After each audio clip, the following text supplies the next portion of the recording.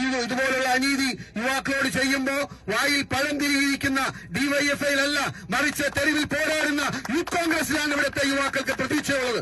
അതുകൊണ്ട് നിങ്ങളുടെ ഈ സമരം നീതിക്ക് വേണ്ടിയിട്ടുള്ളതാണ്, സത്യത്തിന് വേണ്ടിയിട്ടുള്ളതാണ്. നീതിക്കും സത്യത്തിനും വേണ്ടിയിട്ടുള്ള ഈ സമരത്തിന്റെ വിജയം നിശ്ചയമായിട്ടും ഉണ്ടാകും. ഏതാനും മാസങ്ങൾക്കപ്പുറം ഈ സംസ്ഥാനത്ത് ജനകീയമായ ഒരു കഴിഞ്ഞ ഏതാനും ദിവസങ്ങളായി സിപിഎമ്മിന്റെ നേതാക്കന്മാർ, സമുന്നതരായ നേതാക്കന്മാർ ഈ സംസ്ഥാനത്ത് വർഗീയതയുടെ വിഷം തുപ്പുന്നത് അത് AK ബാലനാണെങ്കിലും അത് സജി ചെറിയാനാണെങ്കിലും സാന്ദർഭികമായി സംഭവിച്ചതാണ് എന്ന് നിങ്ങൾ കരുതുന്ന മറിച്ച് ആസൂത്രിതമായ ഒരു അജണ്ട ഇതിന് പിന്നിലുണ്ട്.